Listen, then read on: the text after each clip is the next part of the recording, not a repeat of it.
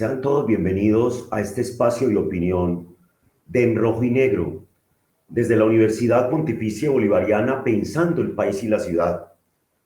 Hoy queremos ofrecerles a ustedes un tema de vital importancia, y es el que tiene que ver con la expansión del virus. Y es que cuando la población y los diferentes gobiernos del mundo flexibilizaban las normas, los aforos y la realización de eventos en la búsqueda de la reactivación económica, una nueva variante ha aparecido en el panorama.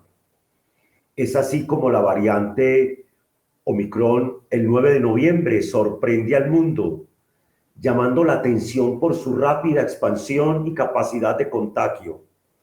Para el 20 de diciembre, el gobierno nacional anunciaba los 3 primeros casos de esta etapa en Colombia, llevándonos a un cuarto pico de la pandemia. En Colombia, las cifras de población en términos de vacunas siguen en aumento, por supuesto. Se habla de que cerca del 80% de la población cuenta con al menos una dosis, que el 70% con esquemas completos, y agrega el Ministerio de Salud que cerca del 16% con refuerzos. Bueno, uno podría decir que estas cifras han contribuido a que la mayor parte de los contagios presenten síntomas leves. Es por eso que de la mano de expertos en el tema, los acompañaremos para que analicemos el impacto de la variante y su contagio. Pero ¿qué tal si iniciamos este espacio de opinión conociendo un poco cómo ha sido la variante del Omicron y su avance en el mundo? La nota con la que iniciamos nuestro programa de En Rojo y Negro.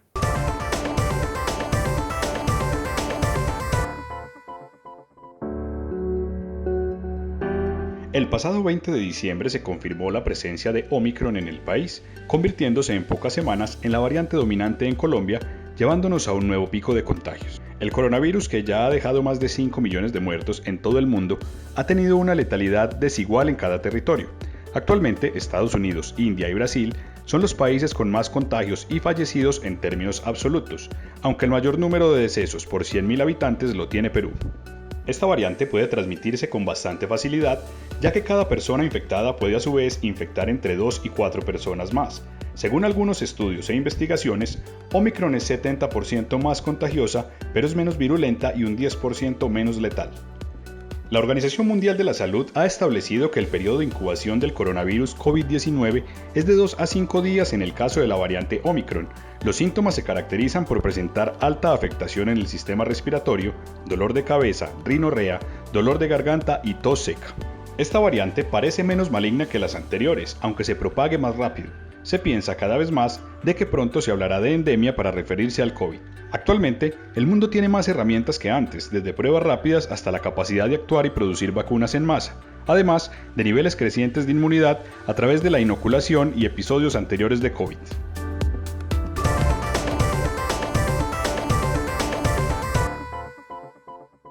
Cifras del Ministerio de Salud dan cuenta que más del 95% de los aislamientos corresponden a la variante Omicron.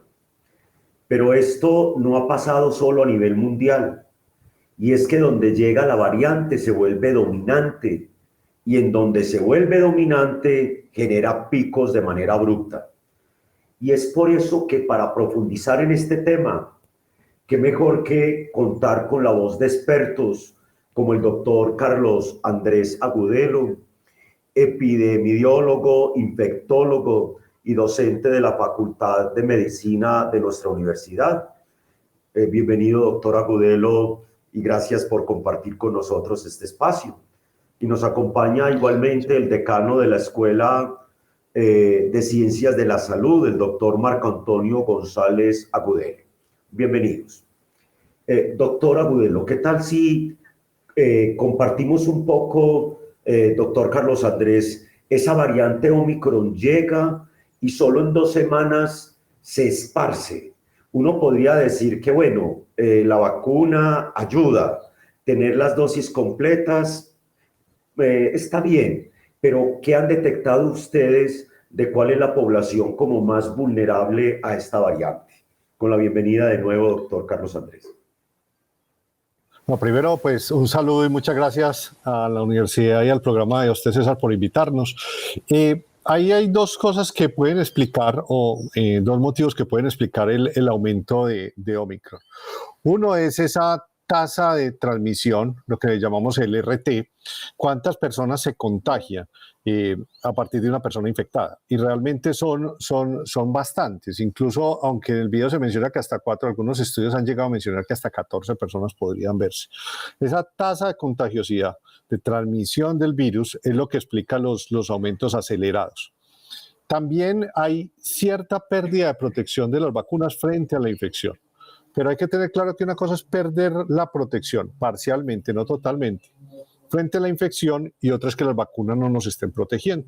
Entonces, yo me puedo infectar, las vacunas no me protegen tanto frente a esta variante como frente a las otras, frente a la infección, pero sí me continúan protegiendo frente a las formas más severas de coronavirus, incluyendo esta variante Omicron. Entonces son la tasa de contagiosidad y una pérdida relativa de la efectividad de las vacunas para prevenir la infección por el virus.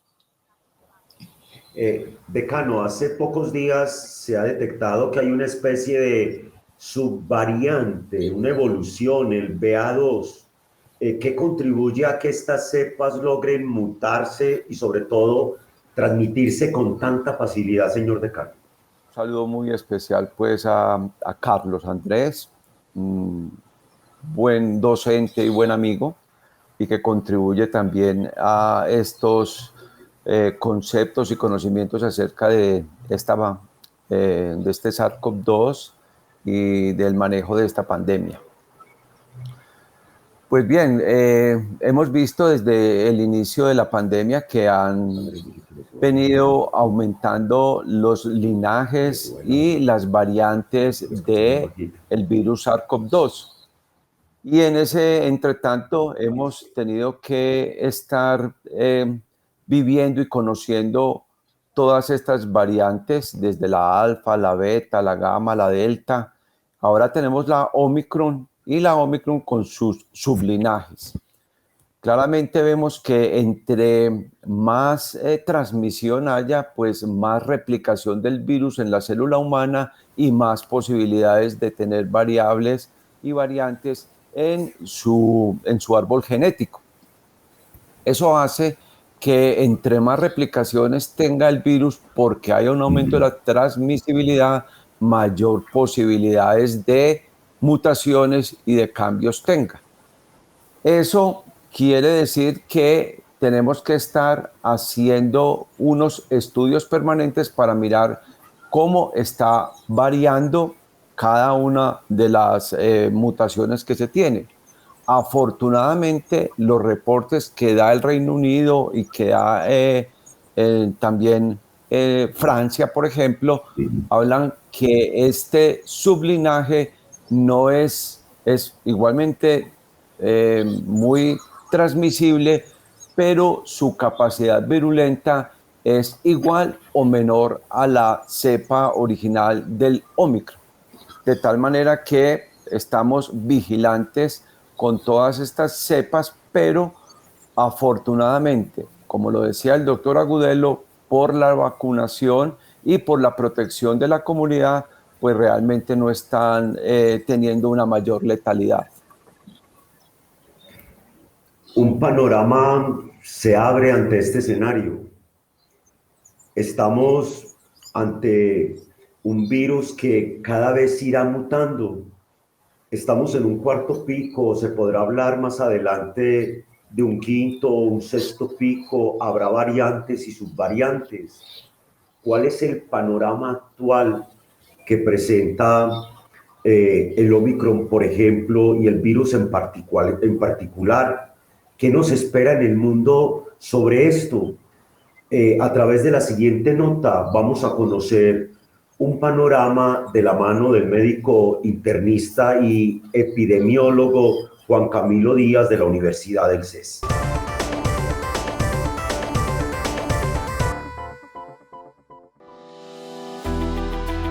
como todo en COVID, digamos, en el último tiempo, tenemos unos aprendizajes que van constantemente derivados de la vigilancia epidemiológica que se hace.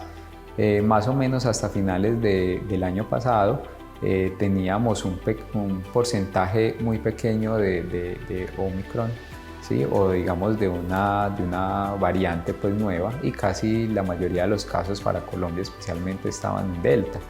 Sin embargo, casi que en 2 meses la variante Omicron fue subiendo casi el 60 o 70% del número de casos reportados por el Instituto Nacional de Salud. Digamos que eso va en consonancia con lo que ha pasado en el mundo. Ahora bien, esta es una variable pues considerada de interés porque tiene una gran posibilidad de propagarse, y dentro de esta misma variable hay 2, digamos, ahorita relevantes: la que inició a principio de año, que era la BA1, y ahorita estamos pues también viviendo una subvariedad que es la BA2, y digamos que esto ha hecho que se cambie un poquito las políticas, no solamente a nivel nacional sino en el mundo, de cómo afrontarlo desde el punto de vista epidemiológico los países. Y digamos que esto ha permitido que esa gran propagación de enfermedad haga que muchas personas tengan enfermedad, tengan contagio, y esto de una u otra manera favorece el desarrollo de inmunidad.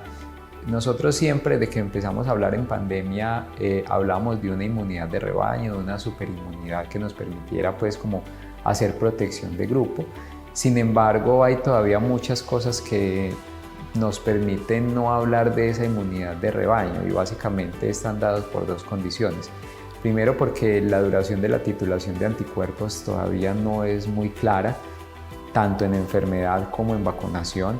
Y el segundo problema grande es que muchas personas aún continúan sin vacunarse. Entonces, digamos que el mundo ha venido cambiando en función de establecer unas políticas de manejo de personas con infección, pero que son vacunadas.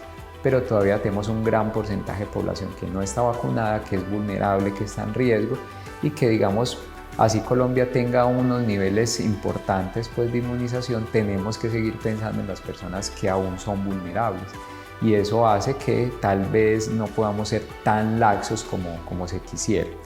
Esta variable que nos ha permitido ver, sobre todo en esta última ola de pandemia en Colombia, pues, y es que muchas personas que han enfermado y han estado con esquemas de vacunación completo, pues no pasan más allá de una gripa, un malestar general, ¿cierto? Muchos casos asintomáticos, pero las unidades de cuidado intensivo y los que llegan a los servicios de salud con condiciones importantes, la mayoría de las personas son aquellos no vacunados. Digamos que eso es lo que más nos ha venido preocupando, porque a medida que haya una brecha entre aquellos no vacunados, hay una posibilidad de que se vayan generando nuevas variantes, y esas nuevas variantes pues afectan toda la población. Entonces, quizá a futuro, una de las estrategias que se van a tener, y que ya lo hemos venido hablando desde hace mucho tiempo, son dosis de vacunaciones periódicas, quizá cada año, como se hace en otras enfermedades tipo influenza.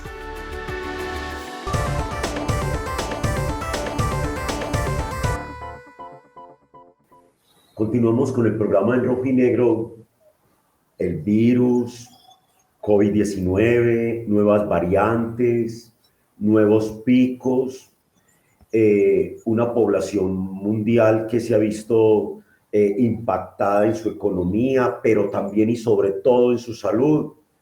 Doctora Agudelo, a veces da la impresión que esto se nos está volviendo paisaje. O sea, sabemos que existe el problema, que probablemente pasemos a quinto, sexto, no sé, son ustedes los expertos, y eso hace que no solo los gobiernos, sino las personas terminen relajándose de tal manera que quizá podamos llegar a una variante que afecte como se hizo inicialmente, o estamos lejos de eso, doctor Carlos Andrés. Ahí hay siempre la posibilidad, porque mucho del tema de las mutaciones es simplemente al azar, pero también la frecuencia con la que las mutaciones ocurren depende de la transmisión que existe. O sea, entre más transmisión, como le decía el decano anteriormente, más riesgo hay de mutaciones, y por lo tanto hay más riesgo de aparición de nuevas variantes. Pero qué variante salga, entre otras cosas, el azar tiene mucho que ver. Ahora, siempre existe la posibilidad de que surja una variante que vuelva a ser igual o más agresiva a la que hemos tenido, más, por ejemplo, más virulenta o más transmisible, o que pierda la inmunidad de las vacunas. Y de hecho eso puede ocurrir incluso a pesar de que la pandemia se haya vuelto endemia. Mira que con influenza tuvimos esa gran pandemia en 1918 y después a lo largo del siglo y ahora en el 2009-2010 nuevamente volvimos a tener episodios pandémicos en el mundo. Y obedece a eso, a la aparición de nuevas variantes que vienen con mutaciones que les convierten, que les producen o que hace que tengan unas ventajas o adquieran unas competencias en ciertos temas que favorecen la aparición de esas pandemias. Hombre, se vuelven más transmisibles, se vuelven más agresivas. Eso que hemos visto con influenza y que también ya hemos visto con coronavirus puede volver a repetir. Y puede repetir en los próximos meses o puede repetir en los próximos años o en las décadas. Hay varias certezas ahí. Una es que COVID llegó y se va a quedar, ¿no es cierto? Ahora, no se va a quedar en niveles pandémicos. ¿Cuándo dejará de ser pandemia? Es algo que todavía no sabemos. Que nuevas variantes van a seguir surgiendo, como surgen en otros virus. ¿En qué momento pueda surgir y cuál es la probabilidad que eso surja? Depende de la transmisión, pero sobre todo depende de la vacunación y de la protección inmune que tenga la sociedad. Pero esas otras realidades son ciertas, César. La pandemia se va a volver endemia y el virus va a seguir mutando. Puede que mute también a variantes menos agresivas y menos contagiosas. Doctor Marco, eso lleva a que cada vez más en nuestra universidad se vengan liderando investigaciones, compromisos para tratar de descubrir también cómo de alguna manera impactar positivamente a la sociedad con las investigaciones para disminuir los riesgos. ¿Se viene trabajando al respecto, decano? Sí, realmente una de las grandes enseñanzas de esta pandemia es la que nos pone en un punto de vulnerabilidad muy importante y adicionalmente nos hace reflexionar mucho en lo que estamos investigando y para qué estamos investigando. Todas estas reflexiones nos hacen a nosotros tomar decisiones acerca de tener unas líneas prioritarias de investigación. Y esas líneas importantes de investigación deben ser no solamente de la biología molecular, de las características del virus, de generar nuevas vacunas, de hacer secuenciaciones, sino también de investigaciones que impacten la comunidad, que impacten sobre todo el comportamiento de las personas y que hagamos una sensibilización. Entonces nosotros hemos contribuido en cómo mejorar el ambiente, cómo disminuir la transmisibilidad del virus. En este momento tenemos un estudio que es fantástico, que estamos haciendo una mascarilla con unas nanopartículas que evitan la transmisión y sobre todo el contagio de este virus. Y así tenemos una serie de investigaciones que yo creo que van a aportar no solamente para esta pandemia, sino que nos van a preparar para estar atentos a nuevas amenazas epidemiológicas que seguramente se van a venir. Nosotros creíamos que en esta parte del mundo pues no teníamos estas pandemias, que todo pasaba de lado, que teníamos apenas coletazos, pero realmente lo que nos tocó vivir ahora y desde el punto de vista profesional en las unidades de cuidado intensivo fue una situación dramática, muy difícil y no queremos volverla a pasar. Por eso estamos enfocando todas las investigaciones en poder detectar rápidamente estas pandemias, poder conocer el comportamiento de estos microorganismos y poder anticiparnos a lo que pueda pasar. Es claro que, por ejemplo, en el currículo de la facultad hemos ya incluido estas materias en la parte de infectología de cómo afrontar una pandemia, de cómo sospechar una pandemia y cómo debiéramos nosotros comportarnos y enseñar para evitar estas catástrofes que se dieron en esta situación actual. Ante ese panorama, doctor Carlos Andrés, finalmente el ciudadano de común, aquel que sale a diario, a veces de manera desprevenida, se sube a un transporte público, entra a escenarios sin ningún tipo de aforo, a veces sin ningún tipo de control. ¿Qué reto se le plantea a la ciudad como tal, a nuestro país, desde el punto de vista del ciudadano, para que efectivamente podamos minimizar los riesgos y los impactos de estar infectados por un virus de este tipo que, por supuesto, a todas las personas y de acuerdo a las condiciones afecta de manera diferente? Yo creo que lo principal, el principal mensaje en este momento es que la gente tiene que entender que como sociedad y como individuos nos tenemos que ajustar al comportamiento de la pandemia, que tenemos que responder de acuerdo a los retos que nos esté planteando el virus. En este momento el reto principal es lograr la vacunación de la mayor cantidad de personas posibles. Y hay un reto grande sobre muchas personas que no aceptan la vacuna. Tenemos que llegarle a esas personas porque nos hemos dado cuenta que, y lo hemos demostrado, que la vacunación es realmente lo que transforma la historia del virus y la historia de la pandemia. Pero también hay que explicarle a la gente que, mire, ahora tenemos unas medidas que son ajustadas al comportamiento del virus, son distintas a las que teníamos previamente y probablemente si ocurre otra ola o si el virus, ya la pandemia ya se convierte en endemia, vamos a tener que generar otras recomendaciones diferentes. Mire, en este momento seguimos pidiendo la mascarilla, seguimos pidiendo que la gente si tiene síntomas se aísle, además del tema de la vacunación. Hace unos meses pedíamos cuarentenas, ¿no es cierto? Esos cambios y esos ajustes de la sociedad de los individuos también están relacionados con los impactos no solo en la salud, sino sociales y económicos. Es posible que cuando el virus deje de ser pandémico y se convierta en endémico, podamos retirar la mascarilla. Pero también puede ser que si nos llega una variante más transmisible, más letal, que vuelva y amenace con saturar las unidades de cuidado intensivo, tengamos que volver a las medidas previas de cuarentenas y de restricciones en la movilidad. Entonces, tenemos que ir caminando con la pandemia y ajustar nuestros comportamientos individuales y sociales en función del ritmo que nos vaya marcando el virus. Pero la forma de modificar el ritmo en el que el virus nos pone a marchar a nosotros es con la vacunación. Entonces es la medida más importante para modificar la historia de la pandemia y ahí es donde todos tenemos un papel relevante. Finalmente, doctor Marco Antonio, con usted como intensivista que vivió toda una experiencia de primera mano durante el momento de mayor crisis y demás, que empezara a llamarle a la población.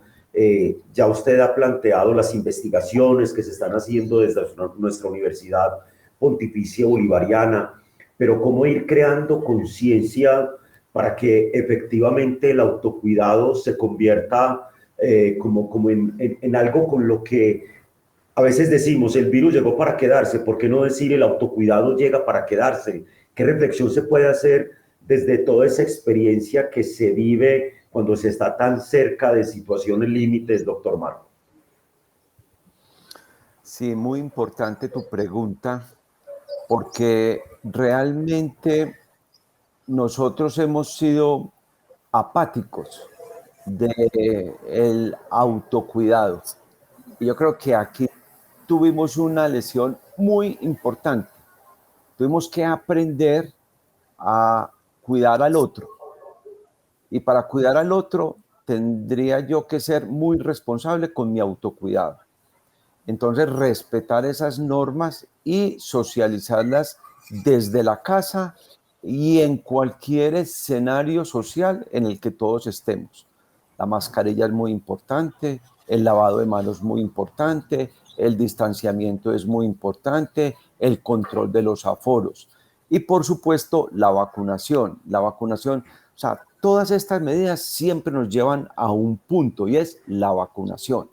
Todos nos debemos vacunar y como bien hemos dicho en esta reunión, el virus tiene la capacidad de mutar y tiene diferentes linajes, entonces siempre debemos estar atentos a las autoridades de salud pública cuando nos estén diciendo, bueno, ya hay suficiente conocimiento para decir que en 5 meses probablemente la protección de la vacuna disminuye, y sobre todo de todas las vacunas, no es de unas y no de otras, de todas las vacunas. Entonces tenemos que tener nosotros la disciplina de ponernos un refuerzo y así estar muy atentos a esas noticias de salud pública para ir poniéndonos entonces siempre a puntos con la inmunidad. Lo otro importante es que tengamos conciencia de cuando tenemos síntomas y aislarnos. No ir, a no ser de que tengamos factores de riesgo, a un centro de urgencias, porque se están colapsando los centros de urgencias por el pánico de la comunidad que cree que puede volver a tener el pico de gravedad que tuvimos anteriormente. Afortunadamente, como lo dijiste también al principio, ya tenemos una muy buena cobertura de vacunación y tenemos buena cobertura de refuerzo. Por lo tanto, en esta ola de Omicron no tenemos esas amenazas que tuvimos inicialmente. Para decirle que en la unidad de cuidados intensivos, afortunadamente, no son muchos los pacientes que nos llegan con falla respiratoria y con enfermedad grave. Y los que nos llegan, el 80% de ellos son no vacunados y con factores de riesgo. Entonces el llamado es, vacunémonos. Si nos vacunamos, puede que no nos protejamos de enfermarnos con el coronavirus, pero con seguridad no vamos a tener una enfermedad grave ni vamos a morir por el virus del SARS-CoV-2 con las diferentes variantes que se tiene. Entonces ese es el mensaje, tener autocuidado, ser sensibles con la información, educar a la comunidad y vacunarnos. Eso es lo más importante que nosotros debemos dejar en este espacio para poder sensibilizar y educar la comunidad. En ese orden de ideas, en este espacio de opinión hemos querido llevarles como la importancia de adquirir conciencia del autocuidado, de la vacunación, de eso que en la cotidianidad se debería convertir como en un hábito, el lavarse las manos adecuadamente, el desinfectar espacios, el uso de la mascarilla, el tratar de evitar aglomeraciones, porque indiscutiblemente el cuidado empieza por cada uno. Y esta variante que ha tenido tanto impacto, pero que gracias a la vacunación puede minimizar la mortalidad de nuestra población, se convierte también en una oportunidad de reflexionar acerca de dónde está nuestra capacidad de querernos como seres humanos con la vacunación y el autocuidado. Y por eso al doctor Carlos Andrés Agudelo y al doctor Marco Antonio González, mil gracias, porque a través de este espacio y con la variante Omicron podemos continuar en esta concientización de la población sobre la importancia del autocuidado y la vacunación para que su impacto, el impacto de la variante Omicron y del mismo coronavirus, no tenga, por así decirlo, repercusiones mortales. Mil gracias a ustedes, doctores. Y por supuesto, a todos y cada uno de ustedes, amigos y amigas televidentes, por permitirnos llegar a sus hogares a través de este espacio de opinión, de nuestros canales digitales, de la universidad, de nuestras redes sociales, temas que nos llevan a crear conciencia de la sociedad que habitamos. Los invitamos a que la próxima semana nos acompañen con un nuevo tema de interés para todos.